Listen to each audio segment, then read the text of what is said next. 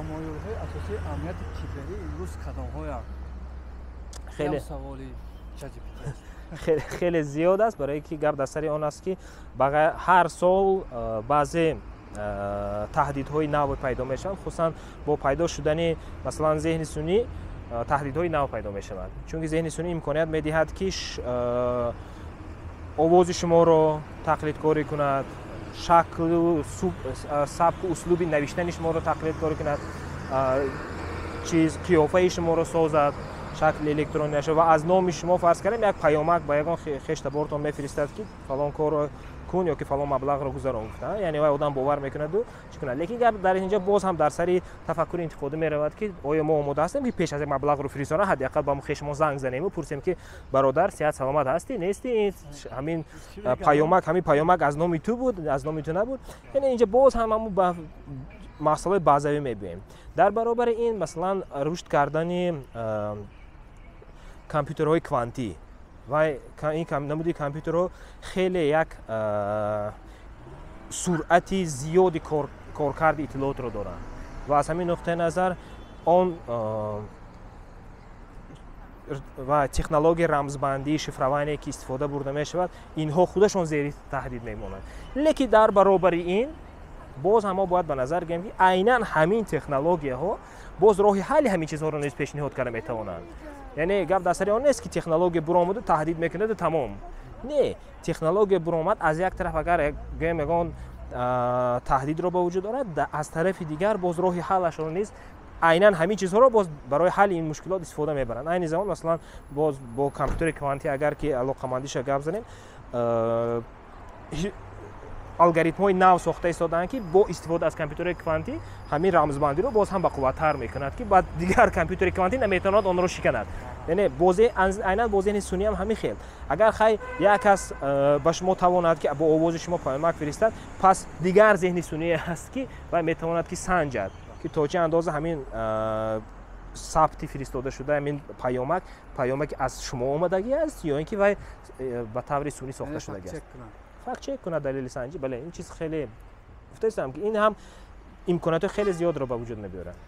در تشکیلات خارجی کار میکنید که در روسیه حالی اونها را اگن مینوان، نظرتون به این اگن ها چی است و این چه خیلی است دیگر؟ خیلی اون چیزی که روسیه میکنند این یک اگر که ملایم تر کردگیم به عقلی بیش نیست و تنها یک سیاست است و با همین رو میخواهد که چشم مردم خود رو بندد و سیاست پوتین را برامونه تا که آنها جنگ روسیه را نسبت دیگر کشورها خصوصا اوکراین یا که قزاقستان دستگیری کرده کنند.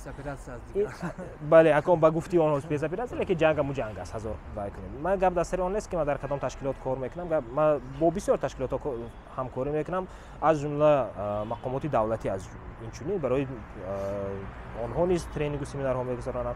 لیکن فکر میکنم که آن چیزی که روسیه کرده است از یک چیزی صرف سیاسی است. یگان چی ندارد، یگان پیش آمد یا عاملی نیست که در حقیقت گپش یگان اساس داشته باشد. خصوصا اگر خیر به کشور ما نگاه کنیم، میلیون ها دلار فرض کردیم وارد کرده می شود به مثال گرانت و به مثال دیگر که نه فقط تشکیلات های جمعیتی میگیرند، مقامات دولتی هم گرانت های بسیار میگیرند. این معلوماتی کشوده است، میتواند که در رسانه های گوناگون این معلومات رو گرفته خانه. گپ در سر آن است که این هم یک یاری است برای اقتصاد ما. عاقبتش چی می شود و شاید که دیگر بعضی کشورهای دیگر به مثل روسیه کمک قدرت داشتن دیگر توانند که همین گونه بهانه کتی زیادتر کنند شماره جنگ ها را. برای جنگ بهانه بسیار یافته می شود. اگر جنگ کردن خواهند بهانه یافتنشان آسان است. گپ در سر آن است که این تنها یکی از راه‌های بود که و حالا هم هست که جامعه شهروندی رو به آبرو کند. گپ در سر تشکیلات خارجی نبود در آنجا، تا حال هم نیست. گپ در سر آن است که آنها خواستند که جامعه شهروندی را از شهروندان دور کنند یا که برعکس شهروندان را از جامعه شهروندی دور کنند. برای که جامعه شهروندی همین جامعه هست که باید درباره حقوق خودش گپ میزند، درباره آزادی هایش گپ میزند، وقتی که یگان منفعت جمعیتی را پیشبری میکند و طلب میکند و وقتی که دیدن که فرض کردیم آنها میگن که همه سر به مردن دهید و روید و جنگ کنید و баъзе ташкилотҳо гуфтанд ки не мебахшед шумо ин коротон ғайриқонунӣ аст ва гуфтанд не ист мо бояд ки ҳамин ва вақте ки ин гапа гуфтанд 5-6 нафари шаҳрванд ҳам бовар кард ки яъне дид ки аз рӯи қонун гап зада истодаанд қонун дигар чӣ гуфта аст аз қонунҳои Русия ва то ин ки ҳамин шаҳрвандон аз ҳамин чиз дур кунанд аз ҳуқуқи худашон аз озодиҳои худашон дур кунанд шумо бояд яъне Путин хост ки ҳамин ҷомеаи шаҳрвандиро беобрӯ кунад то ки дигарро ба онҳо бовар накунанд барое ки гап дар сари вақте ки мафҳуми агент меравад агенти давлати хориҷӣ барои ҳама агент 007 ба ёдаш мебиёяд ки гӯё вай ҷосус аст лекин агент ва ҷосус ин ду чизи гуногун ҳастанд ду мафҳуми гуногун ҳастанд лекин ҷосусо паноҳ корашона кардастанд ҷосусо беҳам корашона мекунанд кардан мегиранд гап ин ба он мақомоти ҷосуси дигар кишварҳо ягон қадар халал намерасонад чунки онҳо тариқи ин ташкилотҳо кор намекунанд охир пӯшида аст дигам албатта ба худатон гузарем замони таҳсилу мактабиву донишгоҳатон барои қисса мекунед ки куҷо буду чӣ хел гузашт қисман мактабро дар Душанбе хондам қисман дар шаҳри Хуҷанд донишгоҳам дар шаҳри Хуҷанд хатм кардам донишгоҳи давлатии ҳуқуқ бизнес ва сиёсат ман дар асл аз рӯи маълумоти донишгоҳи иқтисодчӣ ҳастам аммо хай соҳаи ҳамин фаъолияти шаҳрвандиву ҷомеаи шаҳрвандиву фаъолияти технологӣ бисёртар ҷалб кард медиа расонаҳо оҳиста оҳиста ба ҳамин сабаб гузаштам яъне инҷа чӣ шуд ки аз иқтисод шумо ояндадор надидед ё чӣ хел шуд ки ба самти пурра IT гузаштед гап дасти он ки касби асосии ман касби менеҷер аст яъне он донишҳое ки гирифтам дар донишгоҳ албатта дар ҳама соҳаҳо дар кор ҳастанд на фақат дар соҳаи иқтисодиёт дар соҳаи тиҷорат балки ҳамон менеҷмент ҳамон менеҷмент аст чӣ шумо лоиҳаи иҷтимоиро пешбарӣ кунед ё ин ки чӣ ягон ширкат дар ягон ширкат кор кунед гап дар сари он аст ки ҳамон донишҳоро то чӣ андоза метавонед шумо истифода баред танҳо соҳаҳоеро гирифтам ки барои ман шавқовар буд мо як бор зиндагӣ мекунем бояд як коре кунем ки барои мо фоида на фақат фоидаи молиявӣ биёрад балки инчунин аз ҷиҳати рӯҳу равонӣ низ ба мо як шавқовар бошад аҳамият додед ки абин нисфи мардуми мо дигар чиро интихоб карда дар дигар сам муваффақ мешаванд чаро аз аввал мо интихоби дуруст намекунем гап на фақат дар сари мардуми мо меравад дар бисёр кишварҳо ин чиз як чизи соддаву осон аст аз кадом нуқтаи назар яъне ҳар қадар ки мо хоҳем ки иқтисоди кишварамон пеш равад ҳамон қадар тағйири касб бояд ки содда бошад барое ки баъзе касбҳое ҳаст ки барои шарт нест ки шумо 5 сол донишгоҳ хонед ман намедам ошпазӣ сартарошӣ масалан ё ин ки барои курсҳои кӯтоҳмуддат ҳастанд айнан ҳамин хел бояд ягон курсҳои дигаре ҳам бошад ки чӣ хеле ки барои муҳосиб бухгалтер шудан ҳаст нафарон ки 5 сол донишгоҳ мехонанд ҳаст нафарон ки курси 3 моҳа мегузаранд ё ки 6 моҳа бошад намедонам чанд моҳ давом мекунанд яъне агар ки шахс хоҳад ки касбашро тағйир диҳад вай бояд чунин имконият дошта бошад хусусан барои журналистон ман фикр мекунам ки журналистикаро мешавад ки боз ҳам гӯем дар соҳаҳои гуногун агар ки ихтисоси муайян пайдо кунад журналист боз ҳам хубтар мешавад ва барои ин шарт нест ки шумо 5 сол равед агар ки хоҳед ки масоили техникаву технологияро пешбарӣ кунед ё ки инъикос кунед шарт нест ки шумо 5 сол рафта донишгоҳи дар технологӣ хонед 5 соли дигар журналистика хонед 10 сол хонед 10 сол пас соҳиби дута касб шудед лекин маълум нест ки аз кадомаш кор мекунед касбҳо дигар дар кор мешаванд ё не масалан ҳозир дар Сингапур вобаста ба пайдоиши зеҳни сунӣ ки чӣ гуфтам бисёр касбҳо шояд ки ба таври ҷиддӣ тағйир ёбанд баъзеш аз байн мераванд дар Сингапур вай карданд эълон карда ҳукуматаш ки нафароне ки аз 40 сола боло ҳастед аз паси омӯзиши касби нав шавед яъне ки он чизе ки шумо 20 сол пеш хондед 40 сола бошад 15 сол пеш тамом кардаган донишгоҳро ҳадди ақал яъне 15 сол пеш чизе ки шумо тамом кардед аллакай имрӯз шояд ки кӯҳна шуда бошад барои мин равед касбҳои навро аз худ кунед ва фикрам ки чӣ хел ёрӣ ҳам мерасонанд мешавад лекин аниқ намедонам хабарро хондан дар кор то охираш ҳамун чизашонро ташаббусашонро аммо ташаббуси хеле хуб аст ва бояд ба назар гирем ки ҳамин тағйири касб ин ягон чизи бад нест мо хел нест ки тамом ман фарз кардем донишгоҳро бо ихтисоси иқтисодӣ хатм кардам ман бояд ки иқтисод шавам не агар ки ба шумо нафорид ё ки дида истодед ки вай ҳамон оянда надорад ягон гӯем ба шумо шавқовар нест برای تغییر دید کسبتون رو یگان چیزی مشکل نیست. عیناً همین چیز با ژورنالیستیک، عیناً همین چیز با حقوق شناسی، دلخواه ساحه را گیرید. اگر بعضی برنامه‌نویسان فرض کنیم هستن پروگرامیست، بعضیش 5 سال دانشگاه میخواند و برنامه‌نویس میشه، بعضیش نه کورس میخونه نه فقط از روی کتابخوانی برنامه‌نویس میشود. یعنی از روی تجربه خودش برای شوق آور است همین خیلی میکنه، همین کارو میکنه. یعنی همین خودی دانشگاه رو خوندن، کسب گرفتن یک کسب معین معنی رو ندارد که تو باید که با همین کسب تمام عمر کار کنی. میتونه دلخواه وقت تغییر بده. شما بلاگ نویسی هم میکنید؟ این تاثیر همسرتون است که روزنامه‌نگار است یا چیز دیگر؟ نه، من بلاگ نویسی را از اویله دار شدن خیلی بر وقت‌تر سر کرده بودم. شاید که برعکس باشد. گپ در سر اون که وقتی که بلاگ نویسی را آغاز کردم و با ساحه میدیا نزدیکتر شدم، پس به همون ترینینگ و سمینارهایی که تشکیلاتی، خصوصا تشکیلاتی که همسرم اونجا فعالیت میبرن تشکیل میکردن، من با اونجا رفتم، در اونجا شناس شدیم. یعنی اینجا برعکس است. از اویله که گفتم کوتاه درباره‌اش میگه؟ خیلی اویله دار، صاحب 2 فرزند. به فکرم دیگر اطلاعات و قدر مهم نیست. از پدر مادر؟ شکر هستم، پدر مادر. خدا ما را شاد کرد. رحمت. اونی که از همه فایده و ضرر تکنولوژی با خبر است، فرزندای خود چگونه تربیت میکنند؟ چون در مکتب دانشگاه حداقل باید این چیزا که آموزان نمی‌آموزند. گپ در سر اون است که چگونه آموزاندن در کار است. یعنی هست درس های اینفرماتیکا، هست فن اینفرماتیکا علاوه. مهم آن است که ما باید که ملکه های استفاده بردن نه فقط تکنولوژی را همچون تکنولوژی نشان دهیم که فرض کنیم من کامپیوتر هست از 3 قسم عبارت است، همون درس اینفرماتیکا که به فکرم اگر که 10 سال هم دوام کرد هر سال شما همین چیز میخونید. برای که ما در مکتب هم میخوندیم، بعد دانشگاه رفتیم، در دانشگاه هم همین چیز میخوندیم که از 3 قسم عبارت است، کلاویاتور دارد، اکران دارد.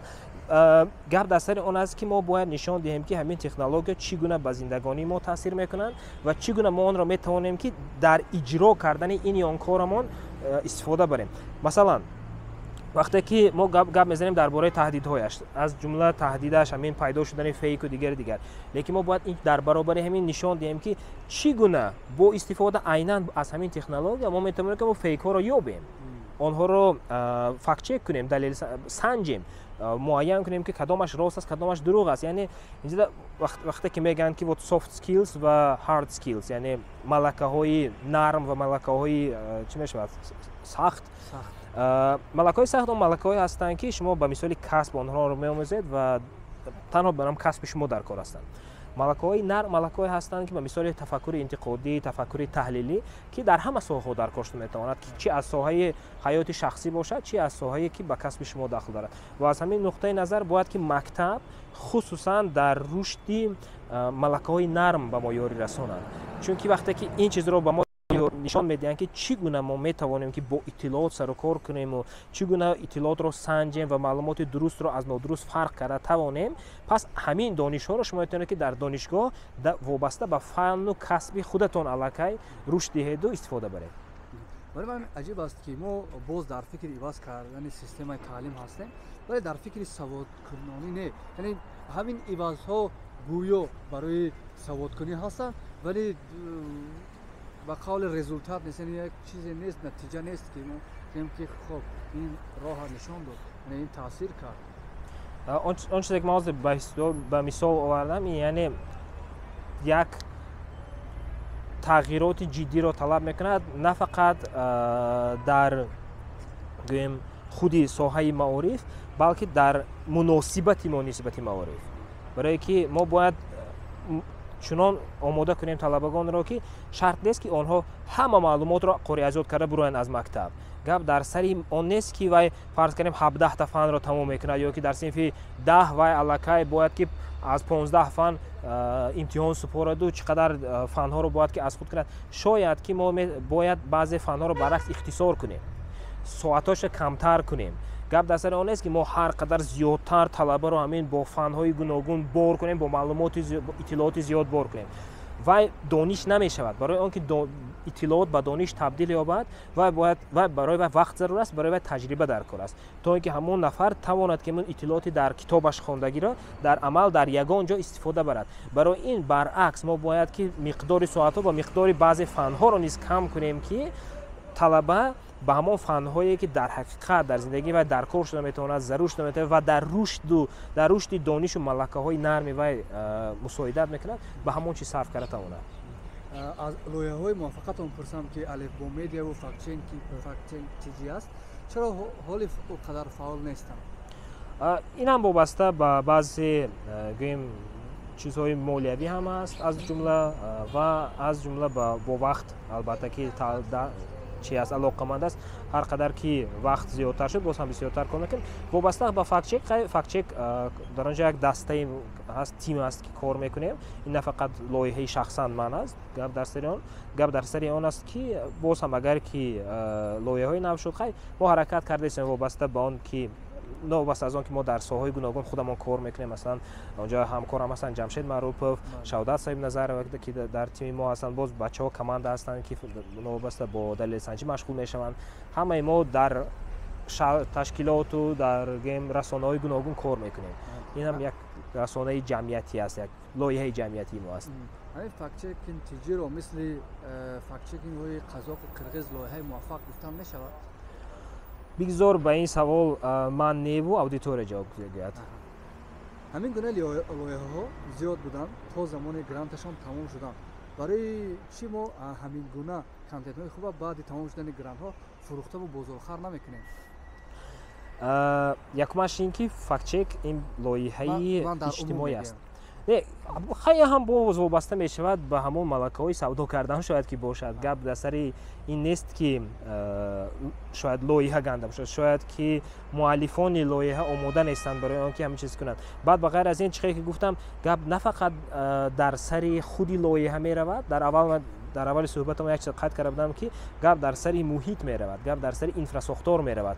агар ки шумо ягон стартап, ягон гейм лоиҳаи тиҷоратӣ ба роҳ монед ки барои он интернети зиёд дар кор аст, хостингҳои арзон дар коранд, серверҳои арзонтар, барои он интернете бошад ки дар ҳама тамоми миқёси кишвар паҳн шудагӣ бошад, дар кор аст. пас инфрасохтор ҳоло омода нест ки ҳамон лоиҳаҳо хубтар ба роҳ монда шаванд, хусусан дар чизи Тоҷикистон, дар миқёси Тоҷикистон. ба ғайр аз ин мо набояд дар бораи имкониятҳои иқтисодии аудитория фаромӯш кунем, чунки шумо метавонед ки канал дар YouTube созед, масалан бо забони англисӣ барои аудиторияи англисзабон. бо эҳтимолияти зиёд вай муваффақтар мешавад аз нуқтаи назари иқтисодӣ назар ба ҳамин гуна канал бо забони тоҷикӣ. гап дар сари он меравад ки худи YouTube ба видеои шумо реклама ҷойгир мекунад ва вақте ки мебинад ки аз Тоҷикистон рекламаро тамошо карданду нахариданд боро маҳсулоте ки реклама шуда истодаст, пас дигар ба Тоҷикистон реклама нишон намедиҳад. бефоида аст. ҳамин корро як таҷриба ҳама метавонад ки таҷриба кунад. як бор дилхоҳ YouTube канали хориҷиро кушоеду тариқи VPN ба YouTube дароед. VPN-и фарз кардем ки тариқи аз Голландия пайваст мешудагӣ бошад. дар тамоми тамошои видео шумо ҳадяқал 2 бор 3 бор реклама мебинед. ҳамон видеоро бе VPN тамошо кунед аз Тоҷикистон, шояд ки ягонта реклама нишон надиҳад. барои он ки аудиторияи мо аудитории аз нуқтаи назари иқтисодӣ омода нест ки ҳамон маҳсулотро харад, он молу маҳсулоте ки реклама мешавад ва барои ҳамин ба инфраструктура вобаста аст. ако мардум гуфтан инҷа камтар нодуруст мешавад, чунки вақте ки мардум мегӯем худи одамонро дар назар дорем. бисёртар инҷо дар бораи имкониятҳои иқтисодӣ меравад ва талаботи мо ба ҳамон мол маҳсулоте ки реклама мешавад. то ҷое медонам дар корҳои техникию журналистонам кӯмак расонед. розӣ мешавед ба пешниҳоде ки лоиҳаи хубу манфиатноки барои миллат бошад, вале ҳеҷ маблағе бароятон надиҳанд? ҳастани хеле лоиҳаҳо бемалол карда истодам ва ба фикрам ки хай то чое ки вақту имкон бошад албатта ҳаракат мекунам ёрӣ расонам. бар замми ҳамин қадар саволе ки ман барои шумо додам, мон чизе ки ман напурсидам ва бояд он чизе ишора кунем. мо бояд як чизро қайд кунем ки боз ҳам дар бораи он ки чӣ چی خیلی شد که مردم ما آنقدر امروز به دانش توجه ندارند. شاید که همین سوال را ما باید کم بسیارتر بررسی کنیم، نه فقط با من بلکه با عموما با نفران دیگر هم که در همین ساحه کار میکنند، فعالیت میبرند و خصوصا با خود آن آدمانی که اگر که چون آدمان راضی شوند صحبت کردن که برای چی آنها آماده هستند که وقتی خود را بی‌فایده در یک چیز صرف کنند، در تماشای یگان من نمیدونم فیلم. البته فیلم تماشا کردن در کار است، این هم یک چیز خوب است، اما نه معنی را ندارد که بله بی معیار همین چقدر که وقت داری وقتی خارج بله تماشا کردن انگار فقط کارتون فقط سریال تماشا کنی باشد. برای چی ما آماده نیستیم که فرض کردیم دختران خود را در دانش اندوزی باز هم بسیارتر دستگیری کنیم؟ برای اون که وقتی که شما درباره دانش گپ میزنید، خیلی من میفهمم در اینجا از یک پهلوی اقتصادی است، چون که امکانیت اقتصادی نه هم امکانیت میدهد که هم پسرش را خانواند هم دخترش را، لیکن وقتی که گپ در سر آن میرود که همون دختر را خانونیم یا اینکه شوهر دیم، اکثریت شاید که به شوهر دادن وی میلانی زیادتر داشته باشند نظر به صاحب کسب کردن دخترشان، حال آنکه این به بسیار چیزها تاثیر میرساند. مردم از چی میترسند که نمیخواد دخترش سوادناک کنند؟ پرسید برای چی نمیخوان که دخترشان سوادناک کنند؟ شاید که فکر میکنن که به سواد شوهر کردن دیگر نمیخواهد یا اینکه اون شوهرایی که بس به اون دخترانشان توصیه میدهند و مییابند یا اینکه میبیان برای به خواستگاری آنها رو به نظرشان هم میگیرند بعد دختری به سواد باشد فرض کنید و البته حرکت میکند که یک شوهر یابد که به مثل خودش به سواد باشد، یعنی که صاحب دانش باشد. حتی گپ درش نه فقط معلومات عالی میرود، گپ در سر خودی همون دانش میرود و این گونه دختران فهمیدن هم ممکن است. وقتی که ما هم همسر میکوبیم اگر خودتون خواندگی باشد و صاحب کسب باشد و صاحب معلومات باشد، یک سین و سالتان از 20 بالاتر باشد، حرکت میکنید که با نفر عائله‌دار شوید که با یگان صحبت کردن توانید. ولی از همین نقطه نظر من فکر میکنم یکی از مسائل مهمی است که ما باید با آن اهمیت جدی دهیم. اهمیت دادید که نسبتاً دخترها نظر به پسرها بسیارتر خونده شدند، هم در دانشگاه‌ها و هم در عموم کسب و اختصاصی که حالی هست دخترها فعالترند نسبت به مردها. تحقیقات گوناگونی هستند که نشان میدهند که وابسته به اختصاص است. مثلا در اختصاصایی که با معلمی با همشیرگی علاقمند هستند، در آنجا بسیارتر دختران میخوانند، در آنجا بسیارتر کمتر پسران هستند. اما هست کسب‌هایی که با تکنولوژی و تکنیک تعلق دارد، در آنجا اکثریت پسران هستند. در کورس ما فرض کردیم که نه تکنیک به تعلق داشت نه تکنولوژی، از 17-18 نفری که داخل شده بودیم 3 نفر دختر بود. این همون سال ها. حاضر هم مثلا اقتصادیات، تکنولوژی این کسب‌های هستند که به نام مردی هستند، لیکن شخصا خودی من فکر میکنم که ما نباید که به همین گونه چیزها تقسیم کنیم. ما حاضر انتظار هستیم که فرزند سوم دختر میشه، لیکن من از حاضر علاقه آماده هستم که در خصوصا در انتخاب کسب حرکت کنم که یک کسب را انتخاب کند که این کسب صرف زنکی گفته به وی پیوست نکنند، یعنی کسب باشد که کسب موثر باشد، کسب باشد دانش باشد که دانش موثر باشد، چون که تواند که مستقلانه زندگانی کند. پسرهایتون چی؟